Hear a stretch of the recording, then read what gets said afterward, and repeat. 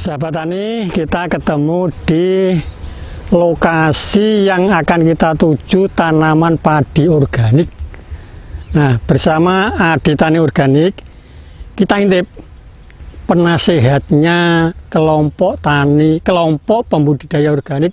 Dia berorganik atau tidak? Ayo, kita intip.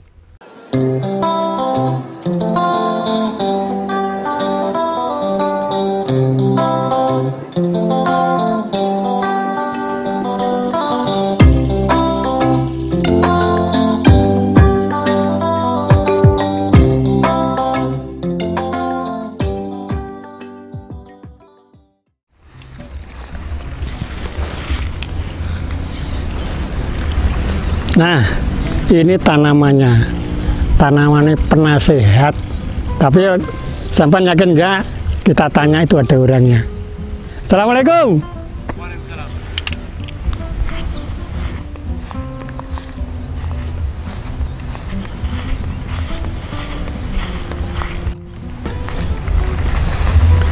Apa kabar Pak Muawin? Alhamdulillah. Sehat ya? Alhamdulillah. Sudah lama nanam organik? Kalau lahan ini, lahan yang sekarang tanaman padi ini mulai konversi itu akhir 2018. Jadi konversinya mulai 2018 iya. Sampai hari sekarang ini. Berlanjut ya? Iya, berlanjut terus. Nah, ini tanamannya apa saja? Selang-selingnya itu? Ya, ada rotasi tanaman atau padi. Ya. Padi. Pertama dulu waktu konversi cabai. Setelah cabai padi pernah ke tela pohon. Oh, ke tela pohon. Ke tela pohon singkong terus padi lagi. Iya. Sementara itu masih itu. Nah, pernah ditanami kacang-kacangan? Terus ya sebelum ini kacang tanah, kedelai dan kacang hijau. Kacang tanah, kedelai, kacang hijau semua organik. Iya. Hebat ini. Makanya jadi penasehat ini. Ya, alhamdulillah. Ini luas lahannya berapa ya? Ini 2000 meter persegi. 2000 meter persegi ya. Ya. Terus pengairannya gimana Pak? Ya, pengairan kita karena menggunakan irigasi teknis itu kita pasang di situ semacam filter. Ada. Bisa kita lihat ya? Iya, bisa. Mana? Kita lihat filter airnya. Filter air, ya.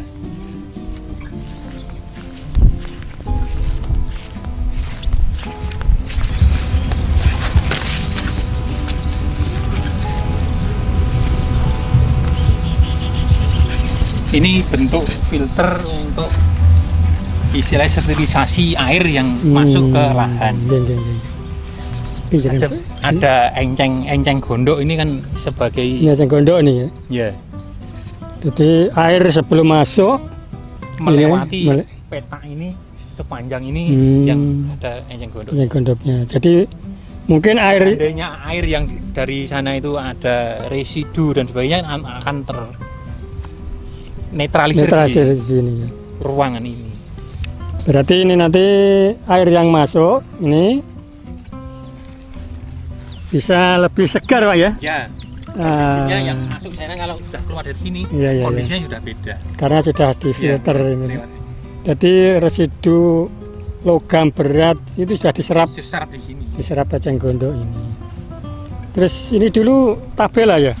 Ini tabela ya. Umur berapa ini? Kira-kira sampai hari ini umur 55 HSTB 55 hari setelah tanam tebar, setelah tebar benih. Jadi umur totalnya 55 hari setelah tebar benih. Iya. Wah, kelihatannya pindah tanam dengan tebar benih. Iya, kelihatannya ini bagus ini ya. Ya, alhamdulillah. Kalau padi sudah berapa kali yang lahan ini? Lahan ini untuk yang mulai konversi itu sudah 3 kali. Ya. Terus meninggalkan kimia itu sampai hari ini ada berapa tahun kira-kira? Berarti akhir 2018 sampai sudah hari ini, ya. Akhir 18 wis lepas kimia. Lepas. Terus untuk basmi hama itu? Untuk kita mengendalikan hama dan penyakit, kalau kita sudah mengkondisikan lahan kita itu ini ada pembatas dan sebagainya, nanti ada lebih baik tadi ada refugia dan sebagainya. Ya, buffer sekeliling itu. Nanti musuh-musuh alami untuk hama dan penyakit itu sudah diupayakan, sudah bisa berkembang biak di sini. Jadi sampai hari ini pun saya juga nggak mengendalikan sama sekali. Mulai tanam sampai hari ini tidak mengendalikan sama sekali. Walaupun ternyata ya alhamdulillah juga. Walaupun pestisida nabati pun juga enggak. Pestisida nabati pun kalau saya mungkin pilihan terakhir lah. Pilihan terakhir. Iya. Kalau terlalu nabati pun itu kan namanya nabati juga racun. Racun. Juga racun. Jadi kita meninggalkan racun bisa mungkin. Sebisa mungkin.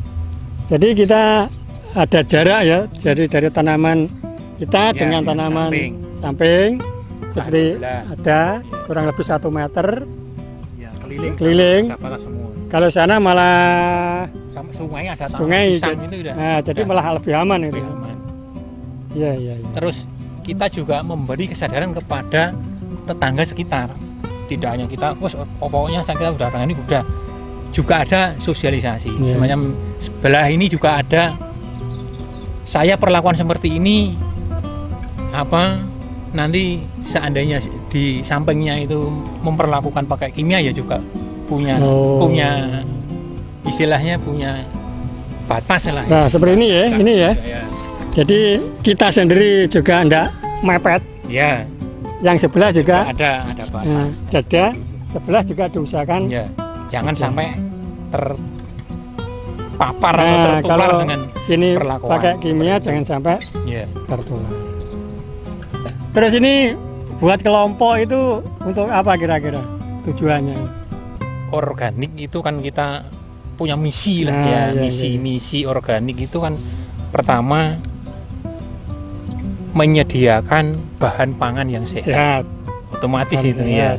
Kedua menjaga lingkungan supaya tidak rusak lah, ekosistemnya terjaga. Ya, otomatis mengembalikan kesuburan tanah. Iya, itu intinya kan. Terus bisa menekan biaya atau ongkos. Ya, menekan biaya produksi. Iya.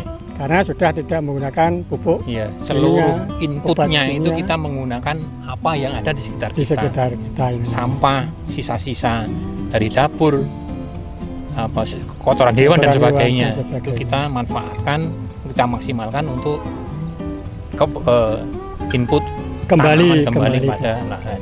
Terus kira-kira bagi pemerintah itu manfaatnya apa ini? Kalau petaninya berorganik gitu, membantu apa gitu? Otomatis kita juga mengurangi beban negara lah. Ya, kalau kita sudah tidak pernah menggunakan pupuk kimia dan sebagainya, otomatis subsidi pupuk pemerintah itu setiap tahunnya berkurang triliunan. Triliunan itu sudah seandainya kita sudah semakin banyak yang organik itu mengurangi.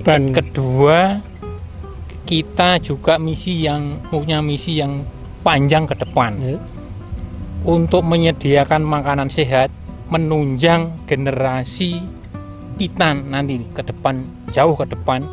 Kalau generasi kita itu sudah terbiasa makanan yang sehat insya Allah nanti akan generasi yang juga sehat. Jadi badannya sehat, tidak gampang sakit, jiwanya juga sehat. Wah, itu bagus ini misinya. Para ahli juga mengatakan termasuk produk-produk pertanian yang terpapar residu kimia sintetis itu juga mengurangi nilai gizi makanan tersebut.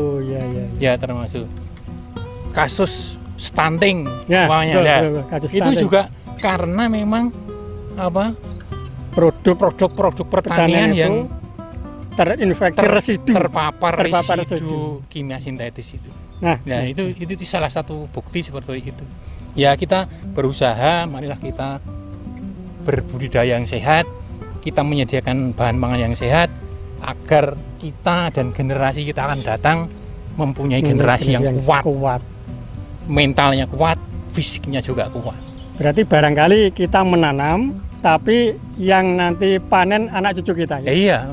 Mungkin kita sendiri ya, masyarakat sekitar kita, anak-anak kita, keturunan kita nanti kalau sudah terbiasa berbudidaya semacam ini akan lebih baik. Kalau dari kita kan sudah sering terpapar residu kimia ya. Iya. Tapi harapannya generasi berikutnya kan tidak. Terus harapannya dari Pak Muawin sendiri untuk teman-teman petani itu gimana? Ya, marilah kita bersama-sama berusaha berbudaya yang ramah lingkungan, yang sehat. Ya seperti yang saya katakan di awal tadi, tidak untuk kepentingan hari ini saja, jangka panjang kita menyediakan bahan pangan yang sehat. Ya, yang berkelanjutan. Ya, seperti itu. Terima kasih Pak Muawin. Ilmunya mudah-mudahan ini bermanfaat. Ya, amin. Sahabat Tani, kita ketemu dengan beliau. Selain beliau sudah berorganik lebih awal, tapi sekarang menjadi penasehat kelompok pembudidaya tanaman organik Desa Brenggolo, Kecamatan Posokaden, Kabupaten Kediri, yang namanya itu Lestari. Lestari. Semoga Lestari jaya. Pun,